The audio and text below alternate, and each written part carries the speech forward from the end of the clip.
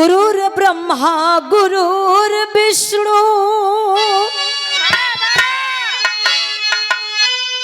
गुरुर्देव महेश्वरा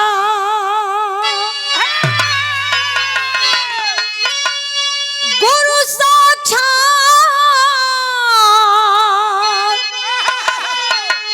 परब्रह्मा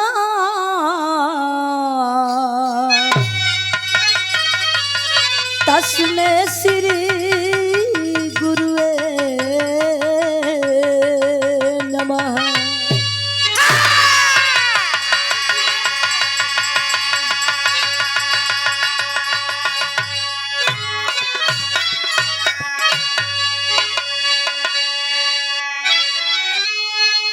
राष्ट्र धर्म से बड़ा न कोई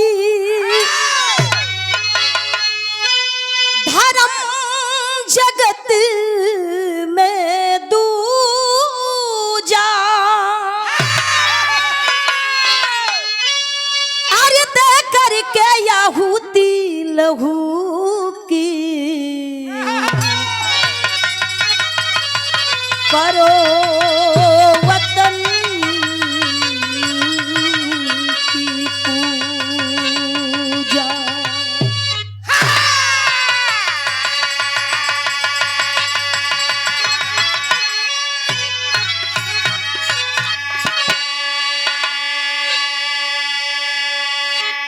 ऐतिहासिक धरती हर साल के भांति इस साल भी हमारे पूज्य गुरु जी जो गुरु रमन अखाड़े के आप शान हैं, हमारे गुरुदेव आदरणीय चंद किशोर पांडे जी, जिनके द्वारा ए नागा बाबा के कुटिया पर हर साल छोटे बड़े कलाकार यहाँ आ करके बढ़ चढ़ के हिस्सा लेते हैं।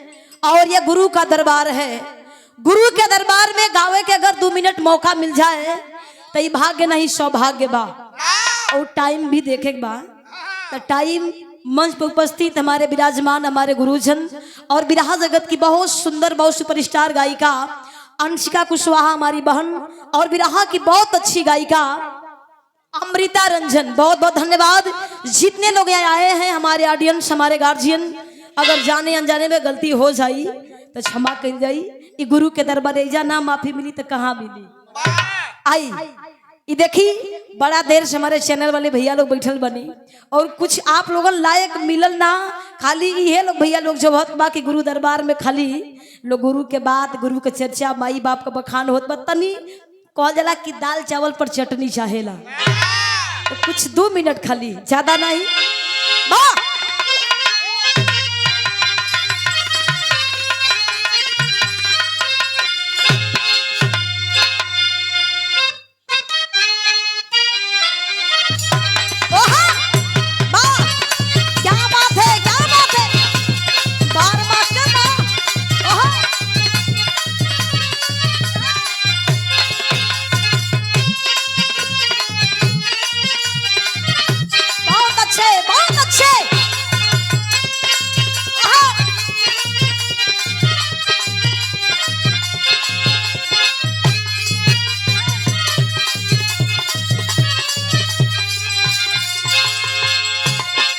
अब काल सावन चढ़ जाई, अब लोग बोल बम के तैयारी करी। तो आजे से लोग अपन कमर कस के बोल बम का झंडा लेके कामर लेके लोग बोल बम के तैयारी लोग करत बा। वैसे ही एगो मेहरारू अपनी मर्द से कहे लागल कलश के जी पिछले साल ना ले गई, हर साल हम जिद क के घरे पर जानी लेकिन हमार सुनवाई ना होला, लेकिन एदा पारी मानव ना। वो मेहरारू कहती है कैसे, ए राजा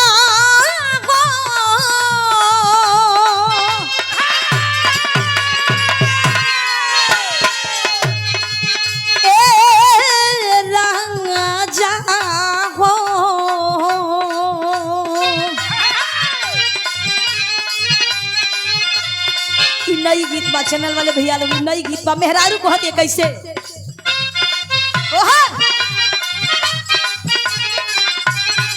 कहे सावन में रिमझिम बदरिया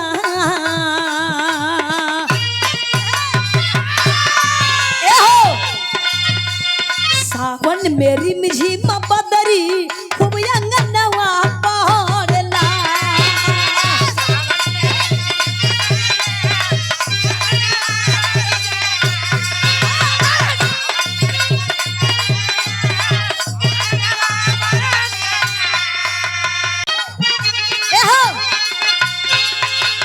सावन में रिमझिम बदरी खूब अंगनवा पहरला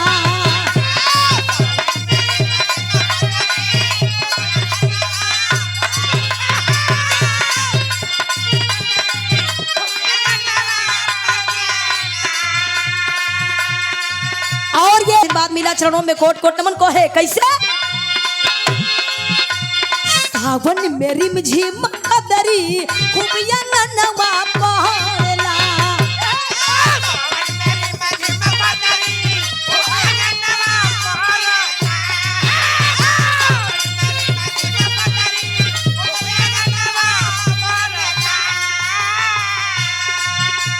झूमेला ये पिया मनवा जब सवनवा चढ़ेला